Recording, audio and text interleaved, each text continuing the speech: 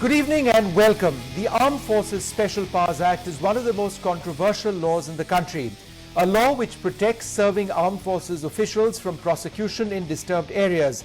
It's functional in some parts of Kashmir, some parts of the northeast as well, but has, according to its critics, been used with impunity by the armed forces who have allegedly abused human rights, since AFSPA, as it's known, ensures that they cannot be arrested. Not so, say many members of the armed forces. They cannot randomly attack and kill civilians is their point. Why? Because there is legal accountability for whatever they do. But now, in an unprecedented move, more than 300 serving officers and men have approached the Supreme Court and have filed a criminal petition asking for the Armed Forces Special Powers Act not to be diluted. AFSPA, they say, must remain the way it is. They seek protection. Now, we'll be joined shortly by the lawyer in this case, Aishwarya Bhatti, who's been associated very, very closely with AFSPA, the human rights lawyer Colin Gonzalez, and the former Director General of Infantry in the Indian Army, Lieutenant General Shankar Prasad. But before that, here's a quick look at some of the key points which have been made in the petition which was put to the Supreme Court. Now, the petition says that there are extraordinary circumstances in which soldiers are being persecuted and prosecuted for carrying out their bona fide duties. Our sovereignty will be in peril if our armed forces are not given the protection they require to engage with enemies at our frontiers and within.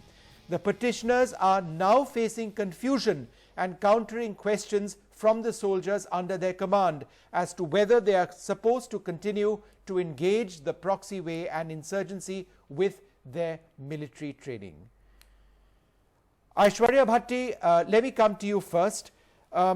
You've had a long association with this particular case. There was the case of Major Aditya as well, which you brought to the attention of the court.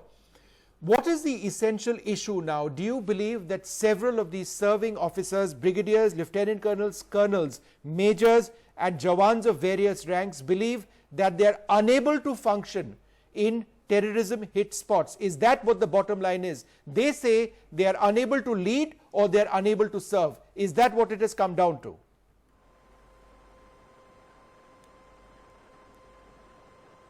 Well, it's clearly, the aspects that we have highlighted is very, very clear that the protection which is given in the Armed Forces Special Powers Act is not really to grant any protection or any fundamental rights or any of these guarantees to the soldiers. These are actually to facilitate that, extraordinary situation that exists in insurgency, militancy and proxy war situations.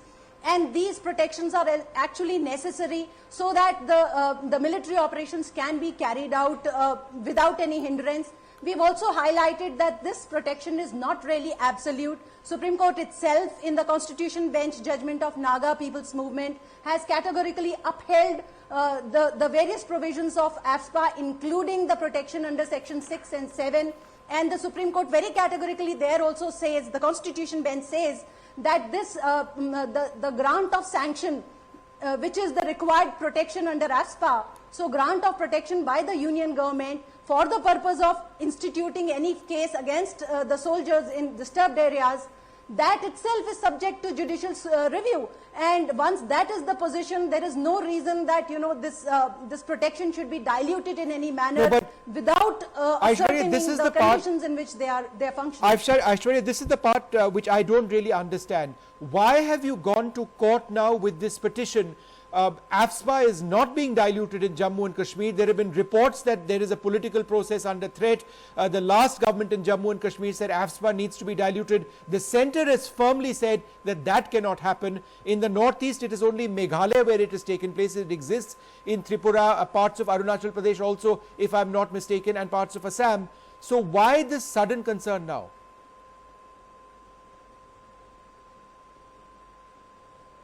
So Vishnu, we are really not concerned with application of AFSPA or not. That is never the Army's call to make. in Indian system, it's very categoric. Indian army is a very professional and apolitical army. It's always the call of the civilian government of the day, of the state or the union, to call for army in aid of the civilian authorities. And it is only after a particular area is disturbed under the AFSPA Act does this protection become available. So really we are not concerned with that. The concern that we have is that individual soldiers and officers who are operating in terms of a chain of command, who are carrying out their bona fide duties in good faith, and who ought to be protected because of which that protection is there in the AFSPA. If that is diluted, then there are doubts. But is it being diluted, Aishwarya? That's my question. Where is the evidence that it is being diluted? Where is the evidence that it is being diluted is the point I'm making. Yes, you've had difficult cases. But there has been support from the Center for AFSPA. Why do you say it is going to be diluted? You're absolutely right.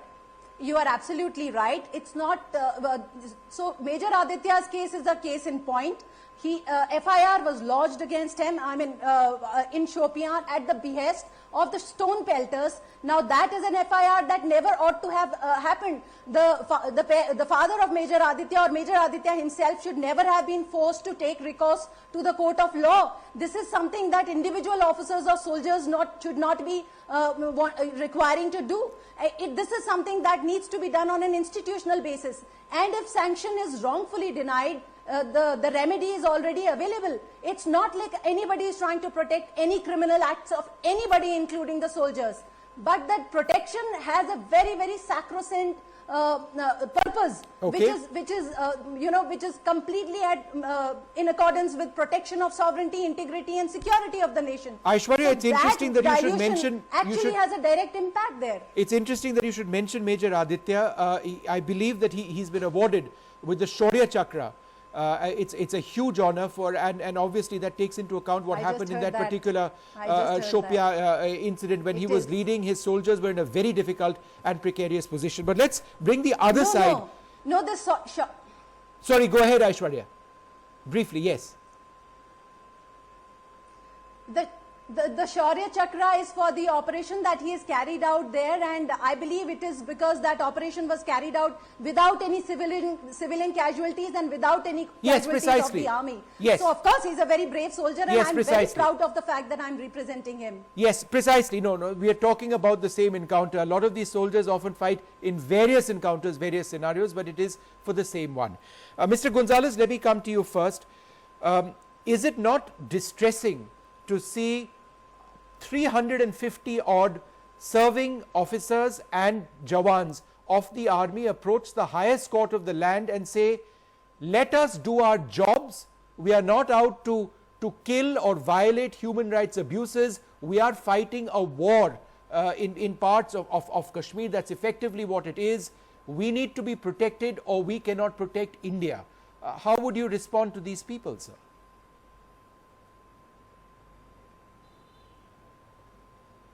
Well, I'm not sure what they're really saying. Let us do our job, because the judiciary has never interfered with the army anywhere in the doing of their jobs. I think what they are obliquely referring to are the Manipur cases where fake encounters were happening in 300 a year in Manipur. And the Supreme Court ordered an inquiry. And that inquiry found a prima facie case of fake encounters. The High Court found prima facie case of fake encounters. The State Human Rights Commission and the National Human Rights Commission found fake encounters. And the commissions of inquiries appointed by the state government found fake encounters. So the Supreme Court said, CBI investigate and prosecute. And I think what is worrying them is that the CBI has filed 2 charge sheets and is scheduled to file 7 more charge sheets. And if you read those charge sheets speak of, giving you one example, of the army and the combined forces coming into a house of a 12-year-old boy who's reading the newspaper to his grandmother, catching him by his collar, dragging him out to the lawn, shooting him dead, and then throwing a pistol near him as if he was firing. So we are concerned with fake encounters, and what is happening, and I think this is what is agitating the army officers to some extent, is that fake encounter cases of killing in cold blood, which the army is not supposed to do of Indian citizens, is finally coming to trial. And they don't want these trials to take place. They want a stoppage of trials. The judiciary has never interfered with the army doing its genuine duties. And the army is 99.99% genuine and true. Very fine officers. It is a few rogue elements who are suddenly caught killing people, executing people in cold blood. And when the law begins to operate, as the court said, no matter what uniform you wear, you have no right to kill a person in cold blood. When the law begins to operate, and now the CBI of all institutions is filing charge sheets against them, now they're coming up in arms, leave us alone. Okay. In the guise of doing their duty. All But right. This has nothing to do with their duty at all. Okay. These are rogue elements killing people in cold blood. Okay, Mr. Gonzalez, I'll just go back to Aishwarya for that before I bring in General Shankar Prasad. Aishwarya, the point is this: there have been so many instances of fake encounters which have been probed and looked into in several cases. Even now, as we speak, in Manipur, there is a particular case which has taken place, but we are not allowed to talk or report about it because of an instruction of the High Court. So we will not talk about anything specific there. But the point mentioned by Mr. Gonzalez is this, that why have you timed this right now? Why is this happening now? Are you trying to block any attempt to look at all of these allegations of fake encounters, whether it's in the Northeast or elsewhere?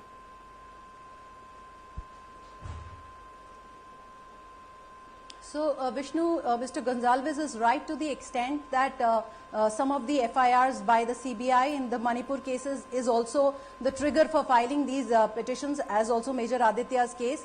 What is important is that, army officers and soldiers are not interested in protecting any criminality. What we are interested in is protecting bona fide duties carried out in good faith.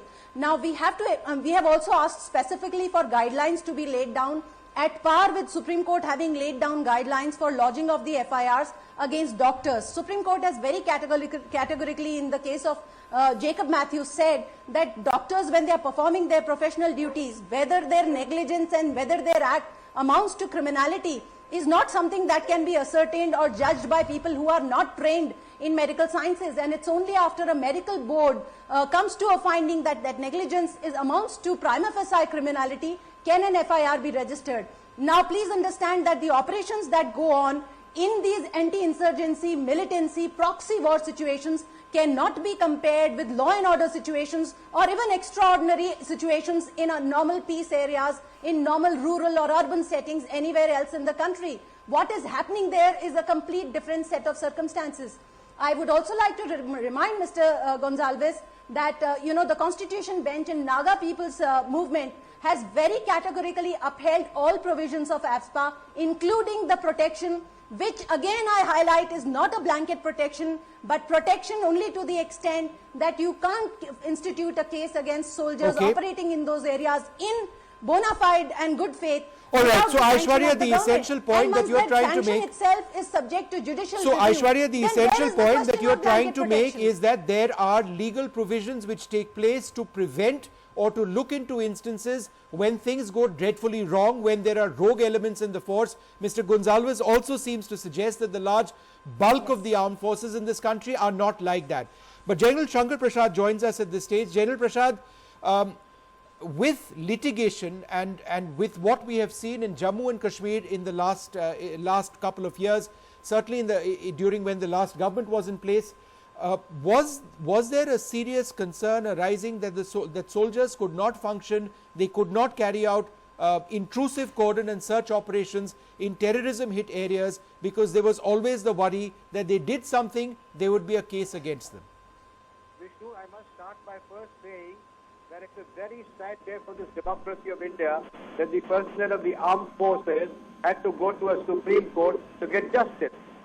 I think the government should have gone and defended the armed forces personnel rather than the armed forces personnel going there. Anyway, let me answer your question. The second important question which everybody seems to be missing is that there is an issue called law and order. When law and order goes out of hand, the local police, at best the armed police, look after it. Then it graduates into terrorism. When it graduates into terrorism, you can increase the force level, perhaps to the level of central paramilitary forces who have got sufficient weaponry to deal with it. But finally, when it reaches a stage of insurgency, please understand these steps clearly. When it is insurgency, it is involving the local people. It involves political interest into it. There are people who are fighting against the government. It's a war against the nation. And in border areas, in Kashmir, in Northeast, there are people inimical to Indian interests. There are neighbors who are inimical to Indian interests, and they support this insurgency, which is why the weapons and ammunition comes there. They get centuries to sit there, and they come in and do their job and go away. It's only at the state of insurgency when the government decides to put the military there. And when the military goes there, it has to get some power. Must understand, Vishnu, that insurgency means local population is also involved in it, whether for political reasons or any other reason. Therefore, it will be their endeavor to try and get hold of these people and put them in dock by registering cases against them. And what will happen? Half the Indian army will be sitting in forts defending themselves. Who will fight the war? It is therefore necessary to obtain central government instructions before any action can be taken. All right. Okay, General Prasad, I get the point that you're mentioning over there, that there needs to be protection of forces in these areas. Mr. Gonzalez, a couple of questions to you before we wrap this up. If there were to be a dilution of the Armed Forces Special Powers Act, to what extent do you believe it could be diluted? The armed forces say that it cannot be diluted by even a letter. If it were to be diluted, what can be done to ensure that human rights abuses are avoided while ensuring that our soldiers are protected?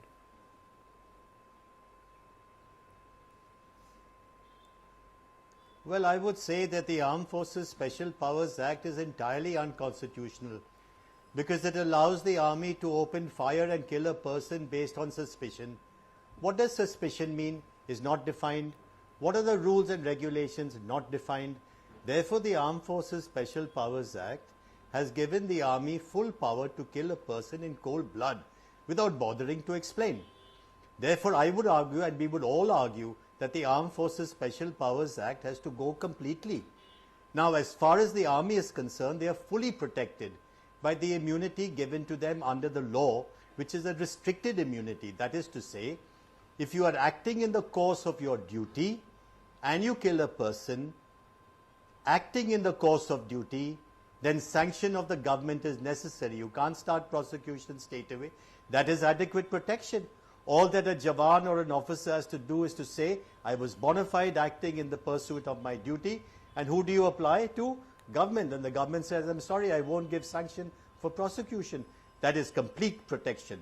But what they are actually asking for is exemption from the rule of law. And I don't understand this extraordinary circumstances and insurgency. And I'll give you a quick example. In Manipur, there were 300 fake encounters a year. Extraordinary circumstances, insurgency.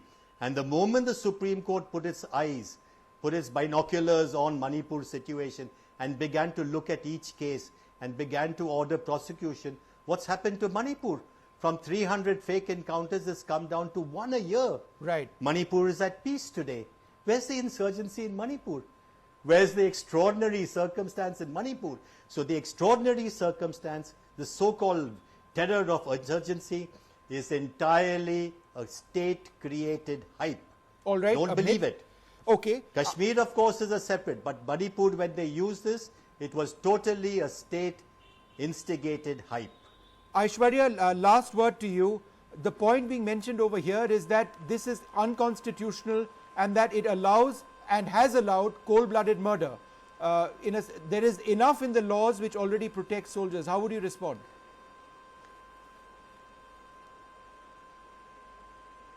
Well, the constitutionality of Armed Forces Special Powers Act has already been challenged in the Naga People's Movement and upheld by a constitution bench of 5 judges of the Honorable Supreme Court. So there's really no point to that discussion now. But I must point out that the description that Mr. Gonzalez has given, that protection, if that protection is not diluted, that no prosecution, no cases can be lodged without the sanction of the central government, which that grant or refusal of which sanction itself is subject to judicial review.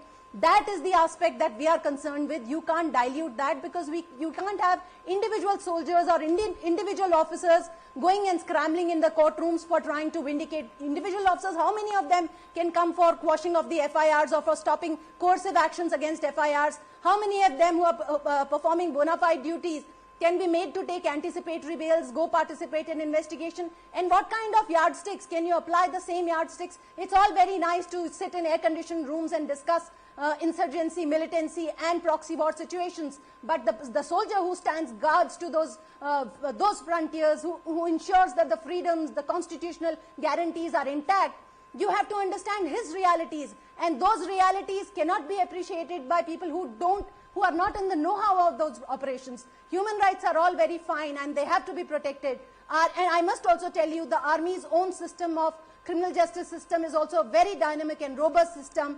It is time-bound, the convictions are much higher, there are no instances of hostile witnesses. So it's not like the officers and soldiers in this petition are wanting to protect any criminal activity, but bona fide actions, they have to be protected within the parameters of AFSPA. I think no dilution you've summarized can it be permitted. well, Aishwarya, when you say that bona fide actions need to be protected, because I think the big concern is when these actions are not bona fide, and who decides what is bona fide and not bona fide. How do you actually determine what is the nature of a particular encounter that takes place, and who needs to be protected? Is it just the army? What about civilians in that area? It's a very, very difficult call, but something which perhaps the court will now finally have to answer. I'd like to thank both of you and General Prasad very much for joining us.